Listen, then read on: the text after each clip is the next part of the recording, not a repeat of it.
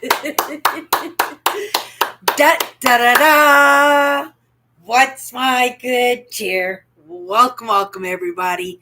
Let's give YouTube a couple of minutes, get those notifications out, let people know I've gone live. And in the meantime, if you've never met me before, I'm Cindy. I explore the inside and the outside. I'm just going to take these notifications out there, and we are ready to go. Or are we? Tonight, oh my goodness, I was just into a day today like it was a Saturday. Saturday, I usually take it off. And when I take it off, I mean I take it off. I don't spend much time online. I'm not doing housework or chores. Lots of times I just want to go outside and go for a walk. And I did go out for a little bit today. It was absolutely beautiful. It's full, it's cold, but it was beautiful. And considering, you know, in most seasons, in most years, sorry, the snow is already on the ground by now. And yet it was blue skies today, scarves still and toques, but it was lovely, absolutely lovely. Tomorrow I'm going to go out for a walk. I'm thinking to myself, but it's because I'm feeling like it's Saturday today, and it's not Saturday, it's only Thursday. So I'll be here again tomorrow, you guys. But this week is really kind of funky to me. I'm losing touch with timings right and left. And again, right? We're going to send some good cheer out to the fire department here, paramedics and the fire engines. It looks like they're both coming by. I live right behind a fire station. We're going to send them some good cheer. Get to your destination, knock on that door. It'll get answered, right, by saying everything's okay. We don't need you tonight. But usually when you get both of them, the paramedics and the fire trucks, you know it's important. Now if the police drive by too, then we're in big trouble. Then I'm looking for helicopters. Okay, you guys, I'm not making jokes out of tragedies. I kind of take that little claim, that I do that. Even when I'm doing housework or not paying attention and stuff, and the trucks go by, and I appreciate that. I remember just to stop and take a moment to wish them some good cheer. Maybe it doesn't do any good, but just the fact that somebody is hoping that somebody or something is going to result in a favorable outcome. I think that's great, right? Have to congratulate myself on that. Sometimes we don't appreciate, you know, what we really do bring to the table. We beat ourselves up for what we don't bring to the table, but we don't recognize, right, the company we keep, right? How they feel about us, how we fill in those gaps in their own day, right? It's kind of like a marriage with every important relationship. And that's what it should be like. And marriage isn't even like that anymore. But, it's in that partnership of being able not just to fill people's gaps up where they're weak in, right? But actually to lead them along and give them the confidence by being that example yourself that they can fill their own gaps, that they can learn whatever task, whatever they need to be able to do something, that they have that example right there.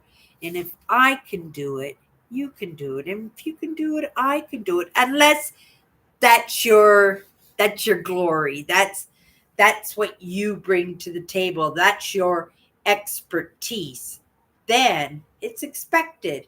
that you're going to kick butt, that you're going to wipe everybody out, that nobody's going to be able to compete with you, right? And you have the right, in that, in friendly sportsmanship, right? Not a look at what I can do and you're a right, forget you guys, but in a way that they can be the example to say, hey, I did it, right?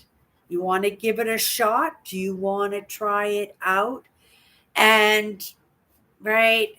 And for people like me, it's not the norm that we overextend ourselves to try new things. We don't like change. Now, I did write a few topics that I was working on, and I kind of thought they would be interesting to bring to the table, but I don't think it was anything on that. What was I was talking about people pleasing and overcompensating. And it was a topic I was taking in for myself, in recognizing where I got it wrong, and not necessarily to say that I got it wrong in the moment. People pleasing and overcompensating saved my butt, saved the day, maybe saved my life, right? And these things usually come from neglect when we're kids, right? Trauma. And it makes it so we don't want to rock the boat, we don't want to be the instigator, we're trying to smooth everything out before the problem arrives. We're already, because this is the way we think, right? We look at such situation and we feel the fuse getting lit, and we're going, oh my goodness, is it a long fuse? Is it a short fuse? How much time do we have? And we have to go into action in that. And sometimes, it is in the people pleasing that we can avoid catastrophes. And it was a tool that I used for myself quite a bit when I was a child and as a teenager. And then also, if I'm going to be honest about it, I would have to say in my jobs, right? I always tried to make myself indispensable when it came to my work. Be the very last person to be let go. That wasn't always the case. Sometimes I was my worst instigator. Sometimes life is life when we find ourselves in a situation that doesn't make us happy. And it reflects, and it just doesn't reflect in us, but it reflects in other people. And because of those needs of putting a roof over our heads and putting milk on the kids' cereals and stuff, that, we tend to stay in those jobs. And I know from my own experience, and I tell you, I stuck it to a company that wanted me gone for, oh, they were brutal the last year, but I would have to say 2 or 3 years, I was determined to keep that job. That was the job that was over the roof over my head. That job was across the street from where I lived. Those were who I thought were friends, and right, and also when you're with the company for a long time, right? They're like family. You're spending a whole part of your day with them, right? And I wanted to be belonging in that group, but you know they have their own agenda. And as much as I would have liked to have stayed in this one particular job, it was a new company and they weren't looking to keep old staff. And I was determined, me and the assistant manager, we kind of teamed up. We're going to be the last to go, right? And it wasn't the fact that they were trying to get rid of us, but they were trying to make us go part time, right? Just because incentives and stuff that governments give out and stuff, if you have part timers rather than full timers, right? And And they had their own reasonings, I'm sure, in that. But I stuck it to them. Oh my goodness. I held the government at them. I sought out mediators. I documented everything. I called them out on everything that I recognized that, right? Because it showed the intent. And why didn't I just leave? Right? Why did who wants to be anywheres that they don't want to be? Eventually I was the last one. I was the last one there. I was determined. Right? Even that assistant manager in the end, and he was with the company for a very, very, very long time. But in the end, right, I did leave, and I said that I would never stick with another job where I didn't feel like I belonged, that I didn't feel like I was wanted or needed there. But the thing is, I convinced myself, but because the customers needed me and wanted me there, that's all that mattered, right? And being that loyal person to my employers in every job, right? Because they're the ones ultimately that are putting the roof over your head. I would people please. I would bend over and pull extra hours. My only claim to fame in my work career is that I have never missed a day of work in my entire life. I have booked time off, but I have never, if I was scheduled, I've never not missed a shift. I have always been there. Again, I have to, right? And it's the funniest things, but that again is in that not wanting to rock the boat, not to be the troublemaker, not to be the one that, you know, crossed the line, that ticked the managers or the owners off. And, I would always run in the opposite direction of conflict. And that was, right, that was the people pleasing, the overcompensating. Oh my, but right, it's just working myself to the bone, putting that effort in where it wasn't deserved or it wasn't appreciated, and it broke my heart. But I still held on to these jobs out of necessities, right? Few lessons along the belt, right? And few tools that you pick up along the way. This last job, or past couple of jobs before that, practicing my craft. And oh my goodness, I'm right back into that same boat from when my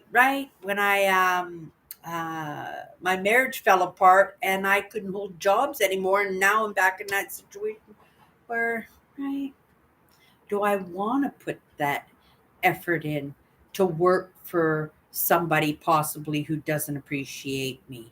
You don't know until you're in the job, and we're all in the need of putting the roof over our heads and paying the bills, right? That we do stuff that, you know, from our own values, maybe we wouldn't do them because we just don't like who we're surrounding ourselves, because we got people breathing down our necks and directing us in a way that makes us feel inadequate, right? Unequal, right? Not able to contribute as much as somebody else might, when that could be the total opposite in that. So, right, understanding this and being hyper vigilant in watching people, watching that fuse, right, and estimating how long that fuse is, and in that overcompensating and stumbling over myself, and even, cross training myself, right?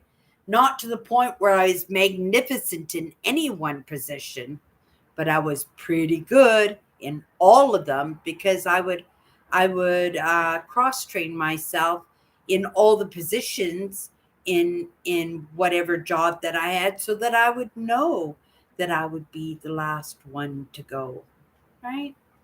And it hasn't always been that. I've had jobs that have lasted decades, right? And and and loved it. Loved those jobs. I loved working in the bars and the nightclubs, but I'm not quite sure if that was a healthy environment, right, for me or where I should be. But, life directs us where life directs us. And I'm grateful that I got a few lessons along the belt, that I've got some of those tools that help me to recognize when I'm doing that people pleasing, right? When I'm overcompensating.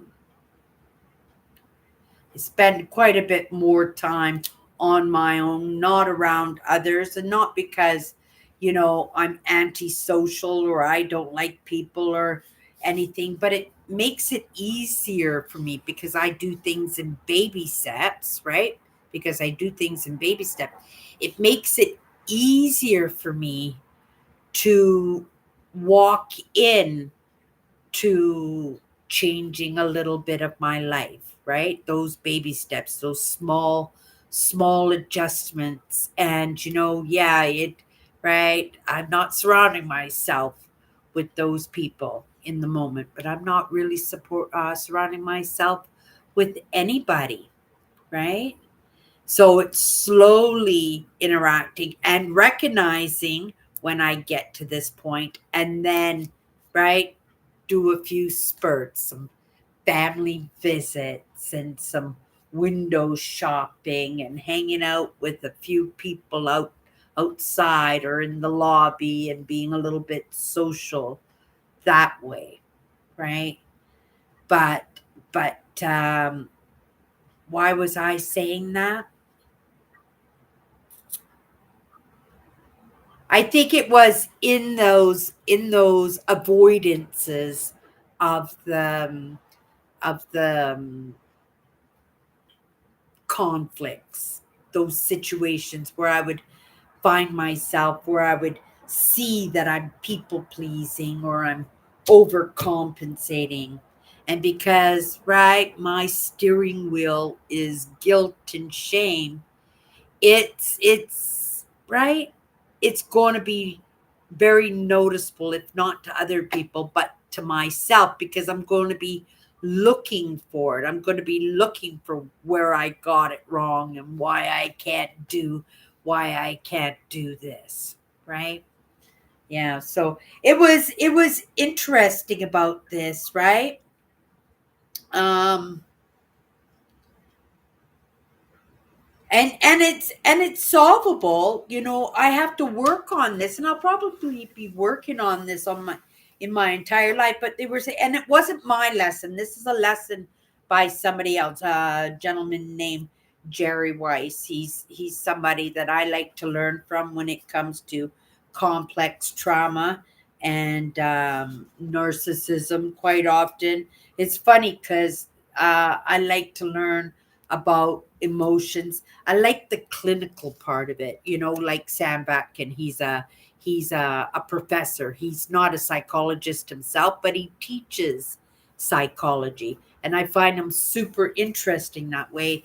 And I learn about different emotions, and it's just not narcissism, even though these seem to be topics that consistently come across my path. But those are those little curious parts of me that are trying to keep me safe, and that's the truth, right? And but I think I learn from really amazing people who really do know their stuff. I wish I could give them more credit, when I spew off. But I only remembered that this lesson was from Jerry Weiss because I wrote this down, right? But they said, some of the solutions that you can do to stop people pleasing and overcompensating. And one of them was to recognize that you're letting yourself down, that you're disrespecting yourself when you're people pleasing and you're overcompensating. We look at it like kindness. We look at it like safety. We look like even possibly we're keeping other people safe in the process, but in the end, we're just wearing ourselves down. So the idea is just to stop neglecting us, right? Because when you grow up neglected, you tend to do to yourself what other people do to you. And that's the truth. So it's about treating yourself well, not spoiling yourself and giving yourself absolutely everything, but give yourself stuff, right? I treat myself well. I'm a work in progress. We all are. And that's the truth. But I don't think I treat myself badly. If I did, I would instantly know, because that guilt and shame would surface. And that's what happens when you recognize, when you get a little bit of information and you get a little bit of experience in what you're doing, then you get to recognize really when you are doing it. Like my self sabotage, that when I was gambling and the eating, and when I was smoking cigarettes, and when I was playing VLTs, right? I didn't recognize that that was all self sabotage, right? Things are getting pretty good, Cindy. You're on top of your bills. Okay, go screw it up. Right?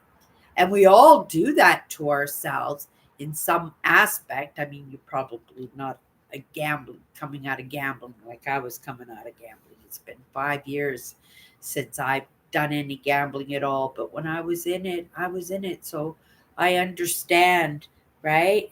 The self sabotage in that, because it's only a symptom. It's a symptom, it's a coping mechanism. And that's a symptom to keep it together, right? And in the moment, oh, like when I said, when I just came into the live, I said, in the moment, that's what saved you. So you can't disrespect that, because you know it saved you. It saved you. But in the moment, you're safe. And so the movement is to try to make some movement in that, to pull yourself away. And because I am a big believer in baby steps, I do lots of stuff. Some stuff I can just jump in. If it's an emergency, it's just plug your nose and just jump in, right? But if you give me some space, a little bit of time to think things, I'll talk myself out of it, right? And this is a lifetime process for me, but at least I'm doing the work. And that's what I have to keep saying to myself, that I'm right. At least I'm doing the work. Um, and then to said, work to increase our calmness. He had a couple of examples there, but in the moment I can't remember what it was. Um, you have to remove the neglectors in your life, right? It's which are examples. Those are examples, right? And if somebody is making you feel bad, or you have to witness when they're making somebody else feel bad, and that goes against your grain, you have to get yourself away from that. But you do it in baby steps, right? And you do it kindly, right? I didn't really have that moment. And for me, it was a process in that, a lot of push and pull and coming back and one more try, and right. And finally, it was just, this is the way I am, right? If you can manage that, great. If you can't manage that, right? Um, and then to love the weak and the mediocre in ourselves, which brings us back to stop neglecting ourselves. Because when we only look at the weak in ourselves and the meekness in ourselves. Well, oh, it's okay, Cindy. Good job. We know we don't want to be coddled in what we don't get right, what our weaknesses are, right? We just have to be appreciated for those strengths that we also have, that we don't always appreciate, that we don't always recognize, right? Before you make any list of your weaknesses, all your fumbles, all your failures, you got to start with a list of the positives, the list of the things that you do get right, right? Because it's you got to do this evenly. That's where the mishap, you can't just be beat up and brought down. It's like a roller coaster that way, right? You need to enter in even and you have to exit out even. Sometimes there's some spikes in the middle, right? But if there is, that's something that we can resolve, isn't it? Right? Because that's where the excitement is. That's where the problems are, right? And it's that action that we take in resolving these things that don't feel right, that don't look right, that we know aren't aren't right, right? Yeah. People pleasing. Oh my goodness. I don't know why I went into that one. Yeah, that was just a little lesson for myself that I take during the day, and I thought, it was a really really good one. I've been into the topics of people pleasing and overcompensating all the time. But when I look at it and I look at the other symptoms of that, for me, it's the over explaining, you guys. Oh, I'm so bad, right? But when you're highly sensitive, or when you grow up in dynamic families where you might be the, I don't know, black sheep, scapegoat, right? The one who holds the weight, the one who feels responsible, right? That sometimes we over explain when somebody is right trying to bring us down to their state by stirring the pot, by right maybe pinching a little bit, right? Sydney did it. My sisters were notorious for that. Oh, I couldn't defend myself in that, but it didn't stop me from trying, right? In that over explanation, because nobody believed me, right? And that's the thing, you want people to believe you, right? When you say you didn't do it and you didn't do it, you get to learn that it's a lost battle in the over explanation. It makes you look like more of a liar, even if it's the truth. And that's, yeah, and that's just part of being human. That's part of growing up in dynamic families. And that's also who we surround ourselves, right? In those, what do you call it? Remove the neglectors, right? In that negative, and we surround ourselves with that, and that just brings us down to somebody else's level, and there's no escaping in that without hurting somebody terribly, terribly, if not yourself, then stepping on somebody else's head in the process. Okay, you guys, let's just grab a card here, go into it for a couple of minutes. Let's just not have community today. There's a wonder. We've been getting that word wonder a lot. Um, there's been a few of these words that we've consistently gotten. Let's have a new card that we haven't had yet. That would be fun, right? And if we don't get a card, if we get a card that we've done consistently, we'll do that one too, right? Things come across our path for a reason. Okay, you guys. This card that's fighting me. Oh,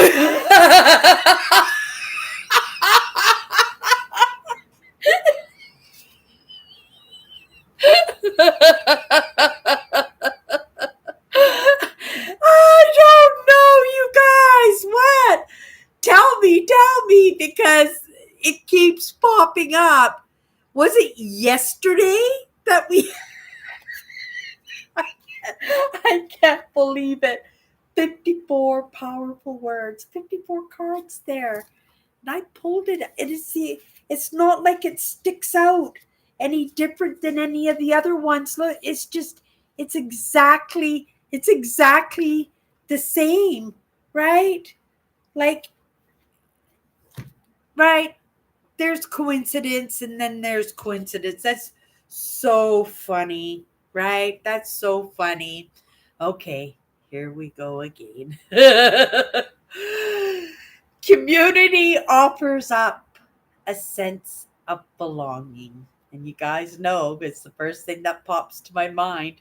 And the first thing I'm doing is I'm kind of laughing to myself because I said yesterday the first thing that comes to my mind when it comes to community is you guys, right? Right? For my community, my entire life has been my family, pretty much. My sisters were my best friends. I am grateful that I made some choices that brought about change in my life that made it so that I was able to better socially connect with others, right? And to be able to be learning to be an extrovert, to discover that maybe naturally I had a little bit of extrovertedness in me. But then on the other hand, out of that necessity to put a roof over my head, right? It was part of my job as a server, as a bartender, to be social. And so that was a skill that I picked up in my working career, right? And that actually was a community for me because I had so much fun learning to be good at that job. I had so much fun being appreciated as a waitress. That's right. That right to get that tip when you dropped a Ryan Coke off at somebody's table and they gave you a tip. That was a representation of how good of a job you were doing. And I considered it my job, right? It was a very social position, but it offered me up skills. And not only did it offer up skills, it pulled me in to that work community that had become, right? Like a family. My regulars that are all avoid going home after work and they come to the bar and they spend time with the regulars, right? I met my husband at the bar, my ex-husband. I met my ex-husband at the bar. My best friends, the biggest crew that ever hung out with, and it was a crew that I created. Me and my friend Brian created, and we put together the coolest crew, concerts and camping and house parties and adventures and misadventures and hearts, right? Because we were the creators and I wasn't awoke to any of these ideas, but because of our values, we knew, right? Oh, maybe we didn't. There were some stinkers in that group too. But we had so much fun. We barely even noticed unless we got pulled into it. That's what I was saying. We are who we are, surround ourselves with. And we got up to some mischiefness, right? We did. Community. Community offers up a sense of belonging. My strongest community is that relationship that I have with myself right now. But I am a Google girl, right? I love being a YouTube creator. I love contributing to Google Maps, right? I love the idea that I am allowing myself to be pulled to the age of AI learning. And I'm 64 years old. And I am welcomed, right? And I am, well, I'm trained. I'm trained in that. There are courses and all kinds of creator tools that are being offered to us, and yeah, I feel like I am part of this community of of uh, something that's going to maybe be around forever. And sometimes, I think, that I'm just hanging out here by myself, but it's in the end that matters, right? And so it might not be for decades, it might not be for lifetimes, but at some point, maybe somebody will come across my path and will need this lesson 100 times like I did this word community. Wasn't that funny? Right? And I specifically said, too, it better not be. It is what it is. There's something about this, right? We're just going to see if it shows up again this week. You guys, that's it for me tonight. I am quite content and quite curious about this word community. Maybe it's something that I need to spend some time on tomorrow, right? Because things come across our path for a reason, right? And I recognize this could be a lesson for anybody out there. But the way it keeps showing up here with me, I suspect it's something that I'm supposed to chew on a little bit. Okay, you guys, that's my good cheer.